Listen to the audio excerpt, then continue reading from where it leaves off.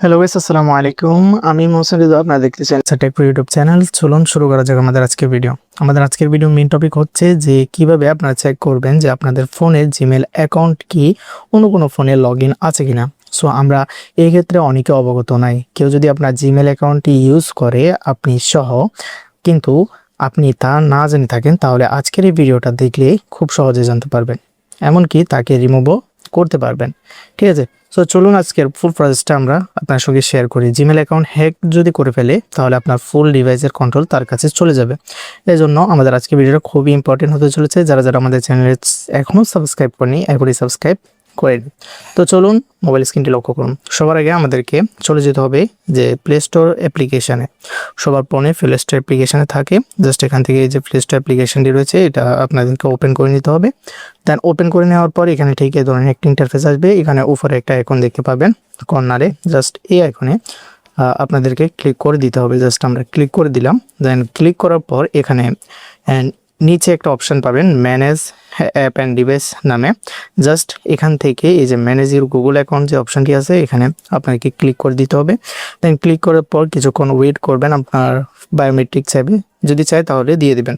দেন এখানে দেখতে পাবেন সিকিউরিটি অ্যান্ড সাইন ইন নামে একটা অপশান আছে। জাস্ট এখানে ক্লিক করতে হবে। এখানে ক্লিক করার পর ঠিক এই ধরনের একটা ইন্টারফেস আসবে। এখান থেকে আপনার টু স্টেপ ভেরিফিকেশন দেখবেন। যারা টু স্টেপ ভেরিফিকেশন অন করে না অবশ্যই অন করে নেবেন, কারণ হ্যাকারদের হাত থেকে বাঁচার সবচাইতে সহজ একটা কৌশল হচ্ছে এই টু স্টেপ ভেরিফিকেশন।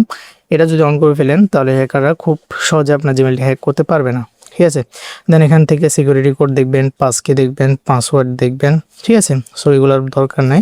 আর রিকভারি ইমেল চাইলে রিকভারি ইমেলটাও অ্যাড করে নিতে পারেন। দেন এখানে একটা অপশান দেখবেন, যে অপশানটির মাধ্যমে আপনারা সাধারণত ডেডিকেট করতে পারবেন যে আপনার ফোনে কয়টি আসলে ডিভাইস কানেক্ট আছে। এখান থেকে গুগল ফর্ম নামে একটা অপশান দেখবেন। জাস্ট এই গুগল ফর্ম অপশানটিতে আপনাদেরকে ক্লিক করে দিতে হবে।